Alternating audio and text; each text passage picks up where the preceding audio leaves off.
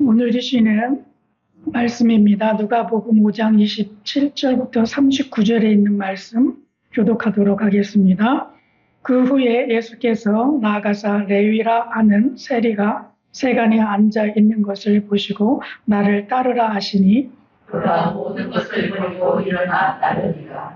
레위가 예수를 위하여 자기 집에서 큰 잔치를 하니 세리와 다른 사람이 많이 함께 앉아 있는지라. 바리새인과 그들의 서기관들이 그 제자들을 비방하여 이르되 너희가 어찌하여 세리와 죄인과 함께 먹고 마시느냐. 예수께서 대답하여 이르시되 건강한 자에게는 의사가 쓸데없고 병든 자에게라야 쓸데있나니 내가 의인을 부르러 온 것이 아니오 죄인을 불러 회개시키러 왔느니라. 그들이 예수께 말하되 요한의 제자는 자주 금식하며 기도하고 바리새인의 제자들도 또한 그리하되 당신의 제자들은 먹고 마시나이다. 예수께서 그들에게 이르시되 혼인식 손님들이 신랑과 함께 있을 때에 너희가 그 손님으로 금식하게 할 수 있느냐. 그러나 그 날에 이르러 그들이 신랑을 빼앗기리니 그 날에는 금식할 것이니라.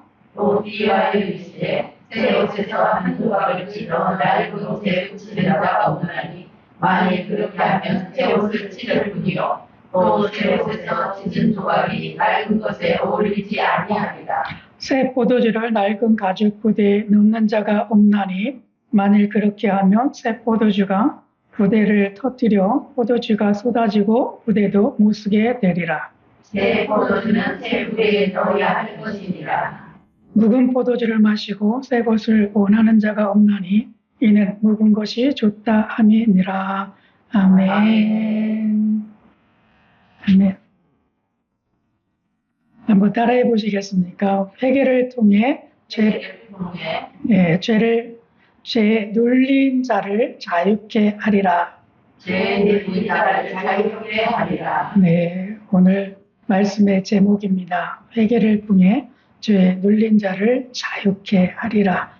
이 은혜의 말씀이 우리들 가운데에 있게 되어져서 우리 모두가 자유롭게 되어지는 죄로부터 눌렸던 그 모든 것으로부터 해방되어지는 그 은혜가 이 시간 있기를 축복합니다. 아멘. 이 말씀을 읽으면서 이 공간복음의 마태, 마가, 누가 이 세 복음서를 서로가 비슷하다라고 해서 공간복음이라고 부르는데 이 말씀들을 좀 들여다봤습니다. 뭐 어떤 모습들이 조금씩 다른가라고 봤어요.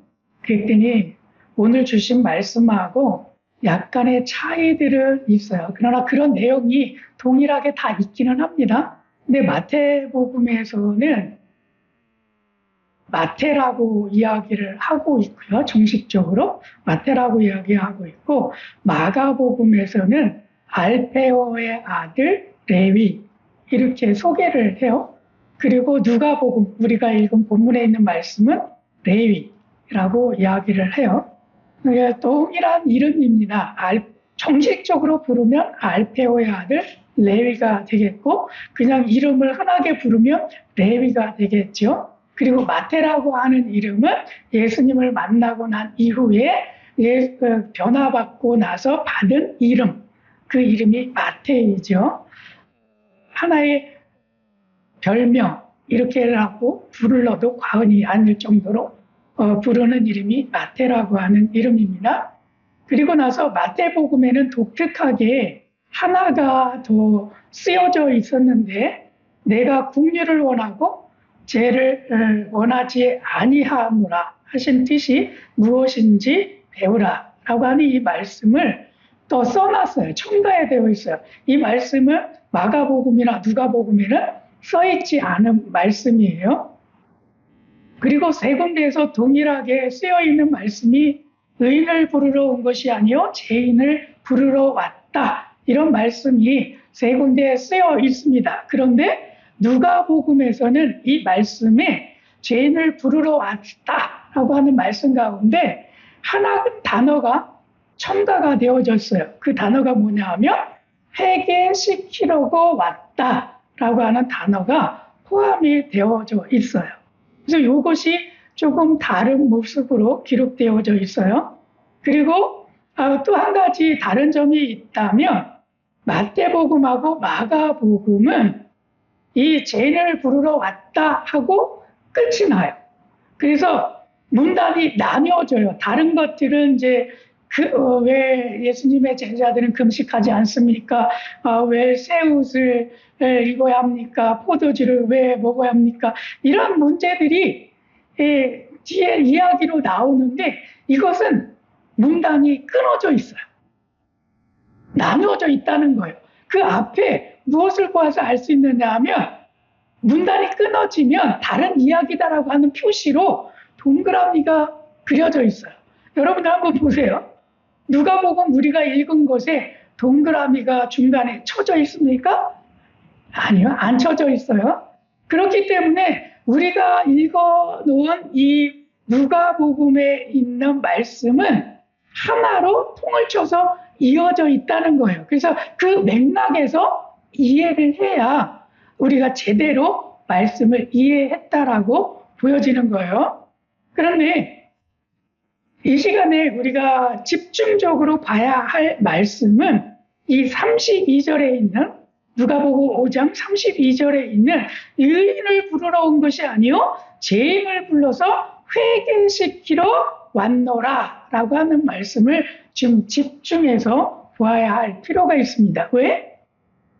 의도에 의해서 누가는 이 의도에 의해서 다른 곳에서도 쓰여 있지만 그러나 특별하게 의도를 가지고 이 단어를 써가지고 우리들에게 교훈을 주려고 하는 그 목적이 이 안에 포함되어 있기 때문에 그렇습니다.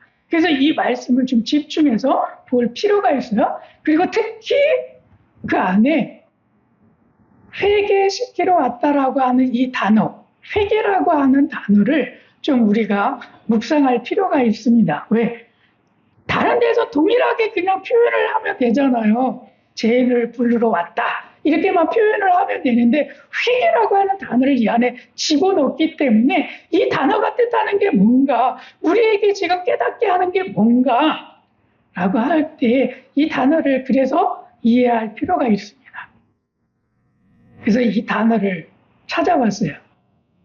물론 제가 그 대학원을 졸업할 때 졸업 논문으로 썼던 이 논문의 제목이 회계에 관련되어 있는 그 논문이에요. 그래서 그걸 써가지고 제가 졸업을 했는데 이거를 이렇게 써서 냈더니 저에게 논문상이라고 해가지고 논문상을 받은 그 내용이 바로 이겁니다. 그래서 이 회계라고 하는 단어예요. 회계. 그래서 모든 회계는 제가 그때 논문에 쓸 때 뭐라고 했냐면 모든 회계는 교회를 세우는 데 있어서 아주 기초가 되어지는 그러한 회계다라고 하는 것을 제가 명시를 했었는데 이 말씀을 곰곰이 그래서 다시 한번 이 말씀을 묵상하게 됐습니다. 그래서 이 말씀을 좀 따라가 보길 원하는데요. 먼저 좀 이 단어를 좀 이해했으면 좋겠어요. 회계라고 하는 단어를 좀 이해할 필요가 있습니다. 국어사전에 보니까 이 국어사전에는 회계라고 하는 단어를 이렇게 표현을 했어요. 잘못을 뉘우치고 고친다. 잘못을 뉘우치고 고치는 것. 그것이 회계다라고 이야기를 하더라고요.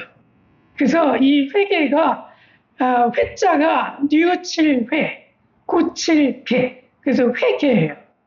그래서 한자말로 표현할 때 그래서 우리가 잘못한 거 하나님 제가 이러한 잘못을 했어요. 하나님 용서해 주세요.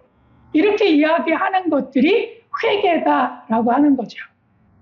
이 국어사전의 표현이에요. 그런데 성경에는 이 회계라고 하는 단어를 어떻게 썼느냐면 메타노이아라고 하는 단어를 써서 표현을 했어요. 특히 우리가 읽은 본문에 있는 말씀 가운데 이 회개는 바로 메타노이아라고 하는 단어를 써서 표현을 했는데 이 표현 자체가 마음의 변화를 나타나는 거예요. 마음의 변화. 회개라고 할 때 내가 깨달아서 어떤 깨달음에 의해서 너의 마음을 바꾸는 것, 너의 마음이 변화되는 것, 그것을 일컬어서 표현할 때 메타노이아라고 하는 단어를 써서 회개라고 하는 의미를 주는 거죠. 그러니까 단순하게 잘못을 뉘우치는 게 아니에요. 단순하게 죄를 고백하는 것이 아니에요. 이것은 우리가 어떠한 깨달음에 의해서 우리의 마음을 완전히 바꾸는 거예요. 기존에 알지 못했던 것을 내가 알아서 그것을 통해 가지고 내가 완전히 내 삶을 뒤바꾸는 거예요. 그것이 메타노이아라고 하는 뜻을 가지고 있는 단어이죠. 그리고 또 한 가지의 단어가 또 종종 쓰이는데 그 단어가 무슨 단어였냐면 에피스트로페라고 하는 단어인데 이 에피스트로페라고 하는 단어도 하나님께서 내가 내가 하나님께로 내가 돌이키다, 내가 하나님께로 나아가다 라고 할 때 표현되는 단어가 이 에피스트로페라고 하는 단어예요. 그래서 이 에피스트로페는 하나님께 돌이키는 것, 나아가는 것을 표현해서 이 단어는 행동의 변화를 나타나는 거예요. 내가 완전히 내 행동을 고치는 것, 그것을 두고 이야기를 할 때 이 에피스트로페라고 하는 단어를 써요. 근데 이 단어가 신약 성경 가운데에서도 많이 쓰이는데 이 메타노이아라고 하는 단어를 쓸 때는 거의 한 34번 정도가 쓰이고 있고 이 에피스트로페라고 하는 단어가 쓰일 때는 거의 36번 정도가 신약의 구절에서 쓰이는 단어예요. 근데 여기에서 지금 우리에게 주시는 말씀 가운데 뭐라고 말씀하시냐면 우리들이 회개를 하게 하려고 예수님께서 이 땅에 오셨다라고 할 때에 이 회개는 너희를 향해서 단순히 죄를 고백해서 뉘우치는 그것만을 위한 것이 아니라 그것을 더 뛰어넘어서 더 포괄적으로 우리의 마음을 완전히 변화시키는 것. 그것을 위해서 너희들에게 왔다. 그것을 위해서 내가 행할 거야. 라고 하는 표현으로 우리에게 주신다는 거예요. 그리고 또 한 가지의 단어가 있는데 우리가 기독교 용어 가운데 회심이라고 하는 단어가 있어요.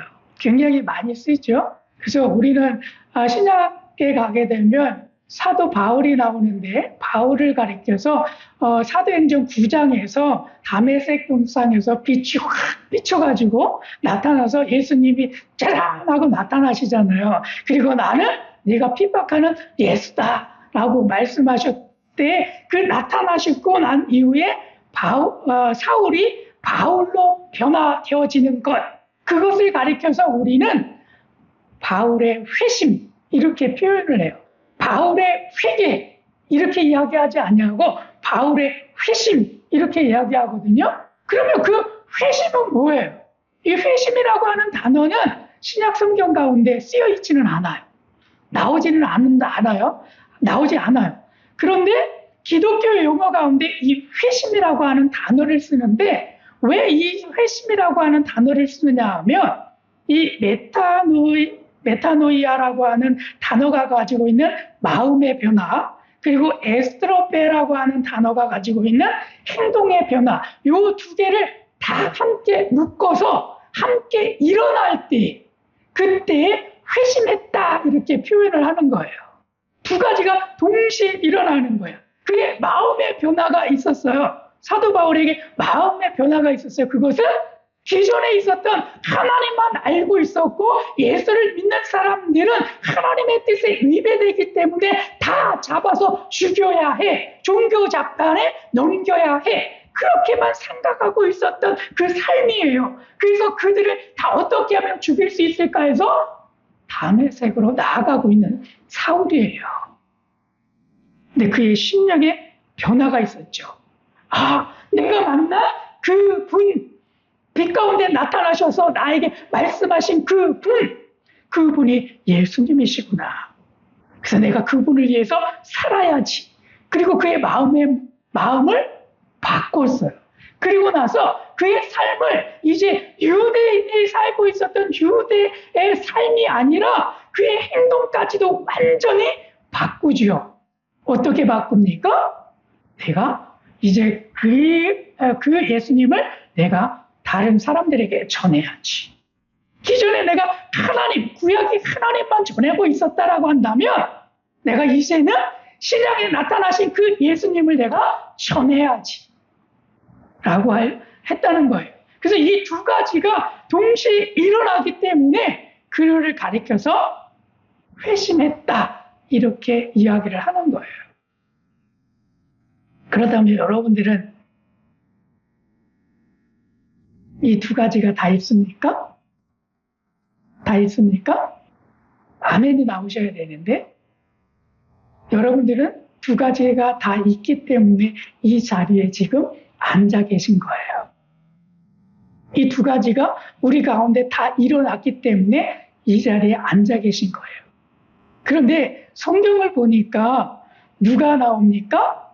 바리새인과 서기관이 나와요. 그 바리새인과 서기관들이 예수님께 나왔을 때 그들을 향해서 교훈을 주는 거예요. 뭐라고요? 메타노이아. 그러니까 회개를 주러 왔다는 거예요. 누구에게? 바리새인과 서기관들에게. 그들이 해야 될 것이 무엇입니까? 그들에게 마음의 변화가 일어나야 한다는 거예요. 깨달음이 생겨야 한다는 거예요. 그 깨달음이 무엇입니까? 그것을 우리에게 오늘 본문을 통해서 가르쳐주고 있는 거죠. 교훈을 주고 있는 거예요. 자, 오늘 본문에 있는 말씀에 좀 이해해 보세요. 오늘 본문에 누가 나오냐 하면 레위라고 하는 마태가 나오죠. 알페오의 아들 레위. 그의 별명이 마태니까 마태가 나오죠. 그 마태가 세간에 앉아 있으면서 많은 새를 걷어들였던 새들을 자기의 임의적인 것으로 쓰기도 하고 거기에서 얼마인가를 그 자기 자신을 위해서 쓰고 그리고 조금 정부에다가 그 거둔 세금을 돌려주는 그런 일들을 합니다. 그러니까 한마디로 횡령과 같은 일들을 하죠. 그리고 더 많은 가난한 사람들에게 더 많은 그 세금을 걷어들여서 그것을 자기 재산으로 삼기도 하고 그것을 막 이용해서 쓰는 그런 역할들을 하는 세리예요. 그 당시에 많은 그 세리들이 그런 역할들을 했다라고 합니다. 물론 정직하게 하는 사람도 있을 거예요.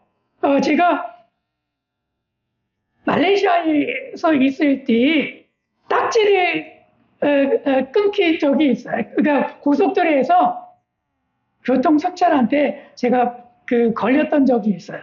근데 그 말레이시아는 참 좋은 게 뭐냐 하면 제가 걸리고 나서 제 그 면허증이 있었는데 그 면허증이 국제면허증이에요. 국제면허증은 책자처럼 되어 있어요. 한국에서 가지고 가니까. 그래서 페이지수로 되어 있거든요. 그래서 거기에다가 제가 씹는 넣어놓은 게 있어요. 하도 많이 소리를 들어서. 그래서 미리 준비한다고. 그래서 그것을 면허증에다가 이렇게 딱 포개놨는데 제가 고속도로에서 걸렸어요. 아니 언제 와서 했는지도 모르겠어요. 속도 위반이래요. 아니 나는 본 일도 없는데 너네 거기 있는 것도 본 일도 없고 그 카메라도 없는데 어느 때문에 했어요. 그랬더니 그게 한 4km 전에 숨어서 찍고 나서 그리고 4km 후에 그를 잡는 거예요. 그 핸드폰에 번호가 떠요. 앞에서 이 차가 속도 위반을 했기 때문에 이거 잡으라고 핸드폰으로 이렇게 보내줘요. 그러면 거기 4km 후에 거기서 번호가 오는 거 보고 잡는 거예요. 그래서 제가 잡혔어요. 그래서 아니 근데 왜? 그랬더니 너 속도 위반이야. 내가 언제? 나 그렇게 해본 적이 없는 것 같은데? 그랬더니 그거를 사진으로 찍어가지고요. 속도 이렇게 찍힌 거 있잖아요. 그걸 딱 제시를 하더라고요. 미안해. 그러면서 면허증 내놓으십시오. 그러더라고요. 그래서 제가 면허증 대신에 내가 외국인이기 때문에 내가 국제면허증 가지고 있어. 그러면서 그걸 딱 내밀었어요.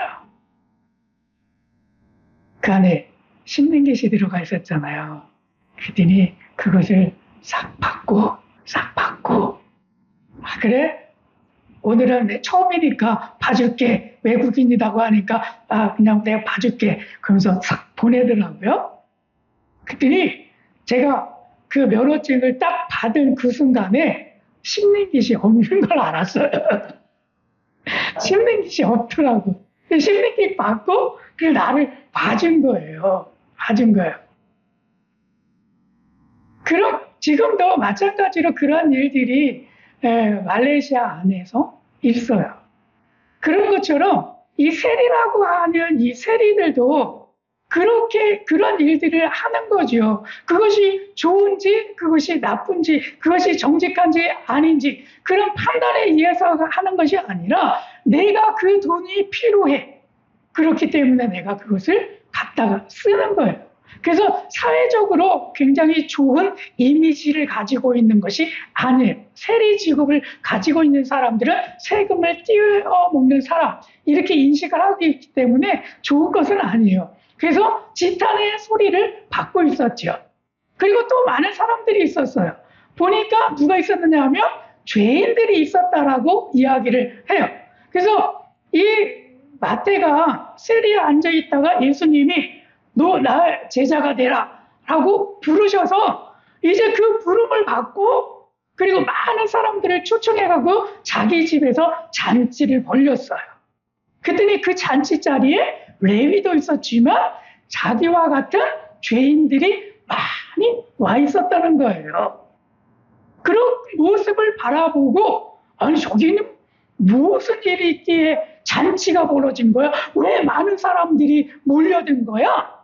라고 하면서 이 바리새인과 서기관들이 그 장소에 나갔어요. 그리고 바라보니까 아니 왜 저렇게 세리와 같이 친구가 되어졌던 사람들이 있고 그리고 죄인들이 많이 몰려져 있어? 그리고 지금 막 나타났던 선지자라고 불려지는 예수님이 그 안에 있는 거예요. 너무나 기가 막힌 일들을 바라보는 거죠. 그러면서 아니 저분은 선지자라고 이야기를 하고 있는데 왜 선지자이면서 유대인이면서 온전하신 분이 왜 세리와 죄인들과 함께 있고 그들과 함께 더불어서 먹고 있지? 라고 하는 의심을 하고 있습니다. 그래서 예수님 앞에 나아가서 그렇게 얘기해요. 예수님, 왜 당신은 세리와 죄인들과 함께 먹고 마십니까? 그렇게 하면 안 되는 거 아시면서 왜 그렇게 하시지요? 그렇게 이야기를 하는 거예요. 그리고 또 이야기를 합니다. 오늘에 있는 말씀이지만 자기 자신들과 요한의 제자들도 이제는 많이 금식을 하고 있어요. 그런데 따라다니는 예수님의 제자들은 금식하지 아니하고 오히려 더 잘 먹고 더 잘 그렇게 지내고 있습니까? 그렇게 하면 안 되는 거 아니에요? 그런 질문들을 하고 있어요.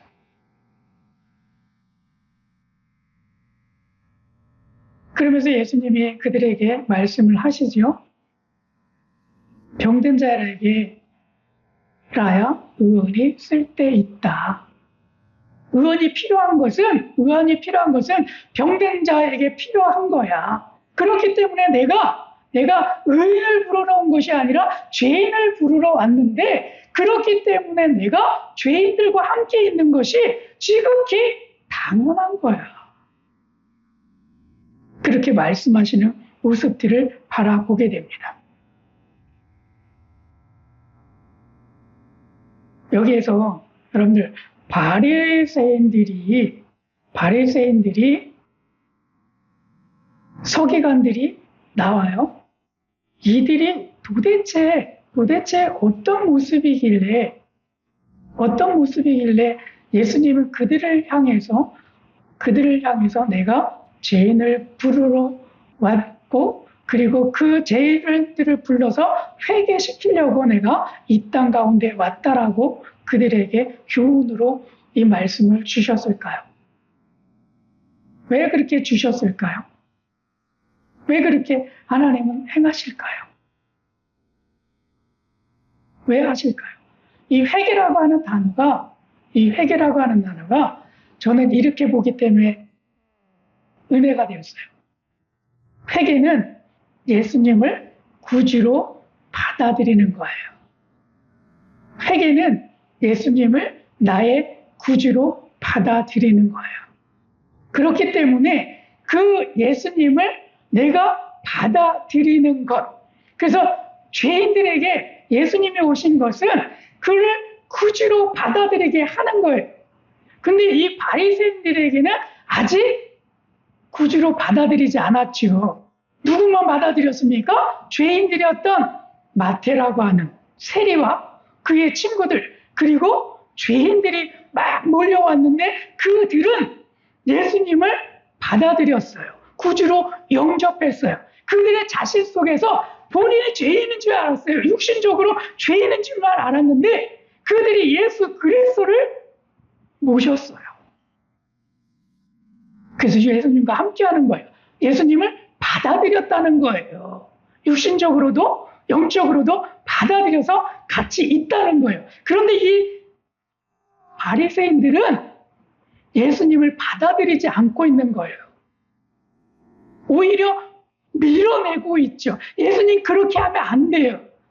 예수님 그렇게 하면 안 돼요라고 오히려 밀어내고 있는 거예요. 그래서 이 회개가 바리새인과 서기관들에게 필요했던 거죠. 왜요? 밀어내고 있으니까. 예수님을 받아들여야 하는데 오히려 밀어내고 있으니까. 그래서 그것을 두고 이야기하는 거예요. 오늘날에도 예수님 믿지 않는 사람들에게 회개하십시오. 회개하라 천국이 가까웠느니라. 이렇게 이야기할 때 이 이야기는 뭡니까? 예수님을 받아들여야 되는데 받아들이지 않고 있기 때문에 회개하라는 거예요. 그래서 우리는 지금 다 받아들이고 있잖아요. 근데 이 시기적으로 왜 바리새인들이 그렇게 할 수밖에 없었고 서기관들이 그렇게 할 수밖에 없었느냐 하면 예수님이 막 나타나셨잖아요. 그 예수님이 우리를 죄에서 구원해 주실 메시아라고 하는 것 자체가 아직도 미신적일 수밖에 없었던 바리새인과 서기관들이었기 때문에 그 상황이 그들의 심령을 아직도 받아들이지 못하게 되는 일들이 있었다는 거예요.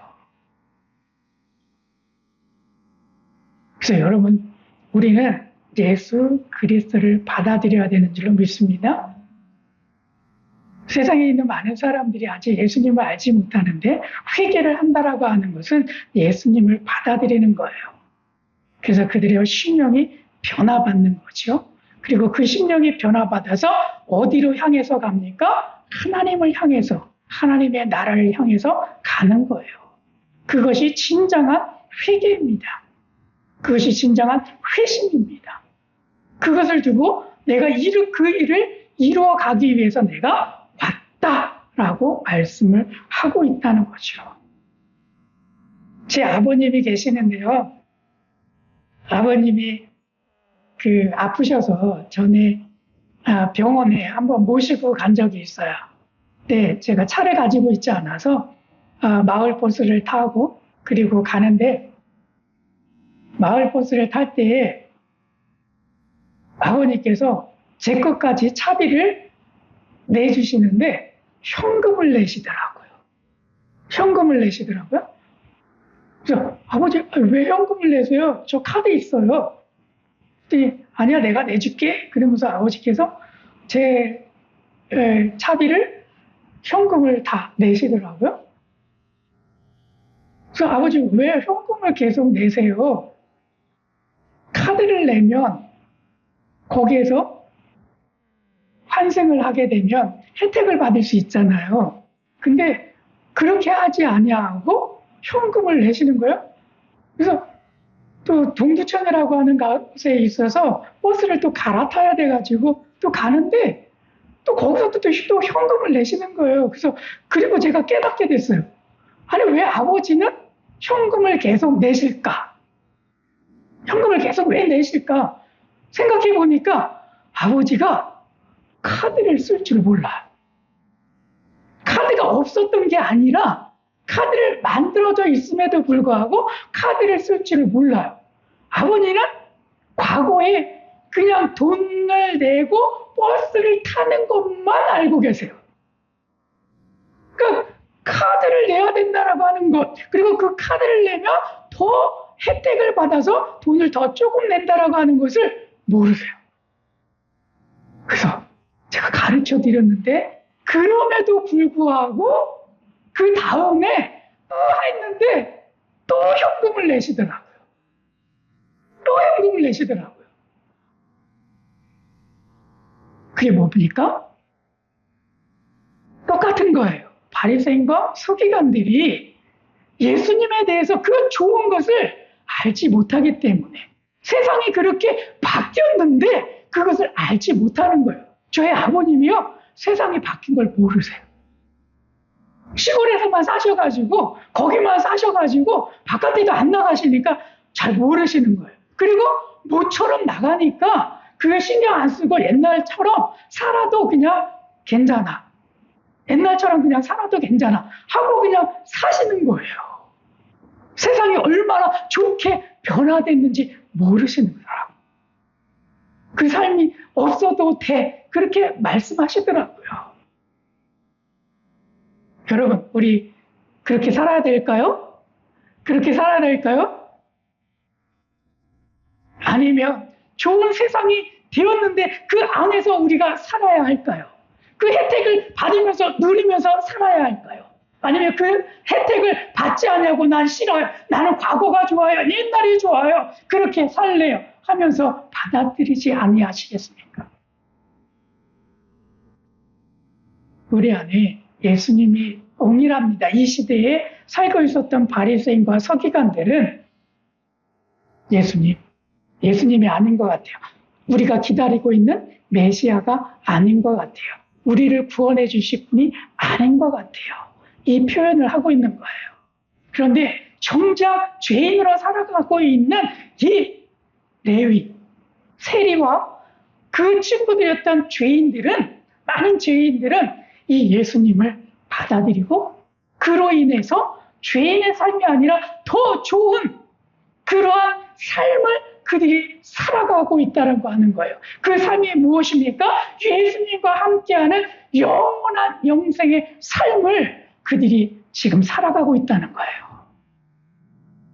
그런 것처럼 우리 사랑하는 신랑교회 모든 성도 여러분, 이 삶을 살아가시기를 축복합니다. 예수님을 받아들임으로 말미암아서 복되게 살아가실 수 있는 모두가 되기를 축복합니다. 아멘.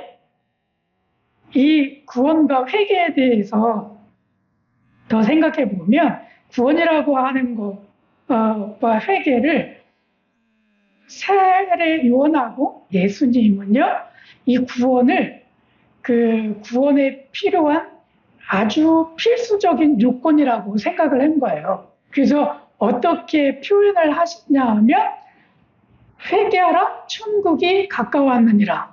세례 요한이 처음에 했던 이야기가 회개하라 천국이 가까웠느니라.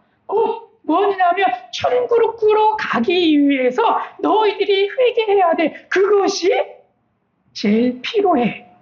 이 말씀을 하고 있어요. 그리고 예수님이 시험을 앓고 나서 누가복음에서도 처음으로 말씀을 전하신 말씀이 있어요. 이때로부터 예수님이 복음을 전하셨는데 그 복음의 외침이 무엇이었냐면 회개하라 천국이 가까이 왔느니라. 이러면서 동일하게 예수님도 말씀을 하세요. 그래서 하나님의 나라, 천국으로 가는 그 나라가 될 때 이 구원을 받기 위해서 회개라고 하는 것이 아주 필수적인 요소예요. 왜 그렇습니까? 이 회개가 뭐라고요? 예수님을 받아들이는 거잖아요.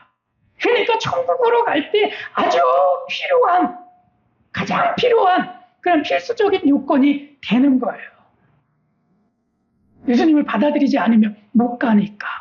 그러니까 예수님을 받아들여라, 예수님을 받아들여라. 이 이야기를 회개하라 라고 하는 단어를 써서 우리에게 표현을 하고 있는 거예요.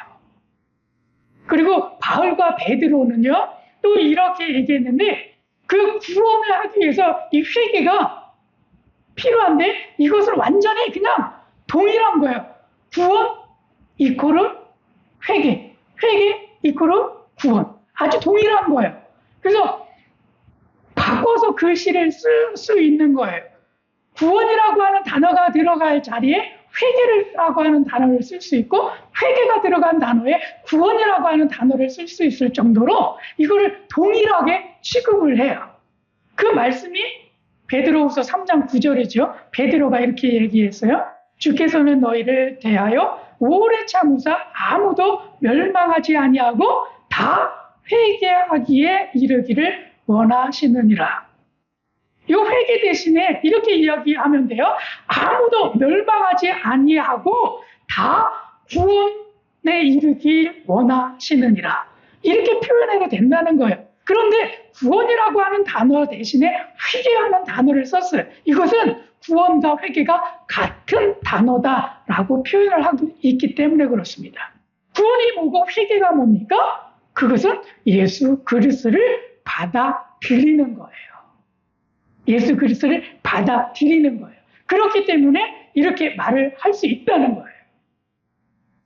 그래서 여러분들에게 말씀 나누님의 제목을 드립니다. 죄와 율법 그리고 짧은 생각에 눌려서 과거의 삶을 놓지 못하는 바리새인의 모습처럼 내가 살아가고 있지는 않은가? 아니면 세리와 죄인처럼 과거의 삶에서 자유를 얻어서 새로운 삶을 지금 살아가고 있지 않은가? 두 가지를 좀 생각해 보셨으면 좋겠고요. 그리고 궁극적으로는 여러분들이 이 질문에 대답을 했으면 좋겠습니다. 내가 예수를 예전에 받아들이지 못했던 이유가 있다면 그건 무엇이었을까? 왜 나는 과거에 예수님을 받아들이지 못했을까? 다른 사람이 나를 막 전도했는데 왜 나는 그것이 싫다라고 나는 그렇게 얘기를 그 당시에 했을까?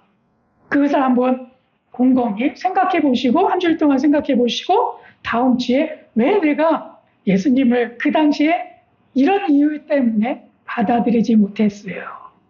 라고 하는 것을 좀 나눠주셨으면 좋겠습니다. 아셨죠? 구원과 회개가 뭐라고요?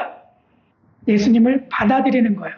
특히 이 바리새인과 서기관들은요, 죄와 율법이라고 하는 것을 버리지 못했어요. 그것이 전부인 줄 알았어요. 그렇게 살아가고 있는 그 과거예요. 근데 그 안에 예수님을 받아들여야 함에도 불구하고 받아들이지 않고 끝까지 그 죄와 율법 안에서 살아가고 예수님을 반대해요. 결국에 그들은 예수님이 오셔서 살아갈 때 받아들여야 하나님의 나라에 들어갈 수 있는데 그 일들을 이루지 못했기 때문에 이들이 멸망의 자녀, 예수님을 반대하는 그러한 사람들로 생을 마감하게 됐다는 거예요. 그게 오늘 우리에게 주시는 교훈의 말씀입니다. 여러분 모두가 예수님을 구주로 받아들이셨죠? 들으셨죠? 우리가 구원을 받았습니다. 그리고 그것이 회개였구나. 내가 받아들일 수 있었던 게 회개였구나. 깨달아지시면 아멘? 아멘?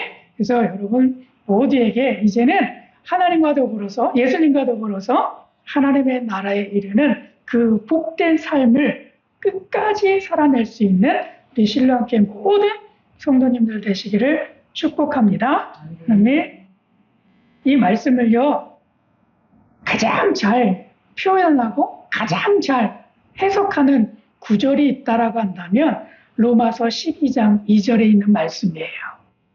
이 회개라고 하는 이 단어를 가장 잘 해석하고 가장 잘 표현한 이 말씀이 로마서 12장 2절입니다. 누구의 말입니까? 사도 바울의 말이잖아요. 이 말씀 한번 찾아보십시오. 로마서 12장 2절에 있는 말씀입니다. 이 말씀에 이렇게 되어 있습니다. 보세요. 너희는 이 세대를 본받지 말고 마음을 새롭게 함으로 변화를 받아. 여기에서 마음을 새롭게 함으로 변화를 받아. 이 말씀이 무슨 뜻입니까? 메타노이아. 회개라고 하는 단어죠. 마음을 새롭게 함으로 변화를 받는 거예요. 이것이 메타노이아라고 하는 단어예요. 그래서 마음을 새롭게 함으로 변화를 받아. 그 회개가 일어남을 통해서 예수 그리스도를 받아들임을 통해서 어떻다고요? 하나님의 선하시고 기뻐하시고 온전한 뜻이 무엇인지를 분별하도록 하라 라고 하는 말씀처럼 하나님의 선하시고 기뻐하시고 온전하신 그 뜻대로 살아나가는 그 삶이 여러분 죄에 눌린 자의 삶이 아니라 죄에서 풀려진 자의 삶이에요. 죄에서 노임을 받은 자의 삶이에요. 이 뜻 안에서 살아가는 사람이에요. 그래서 우리에게 이 말씀 로마서 12장 2절에 있는 이 말씀이 온전하게 이루어지는 우리 신랑교회 모든 성도님들 되시기를 축복합니다. 축복합니다. 아멘.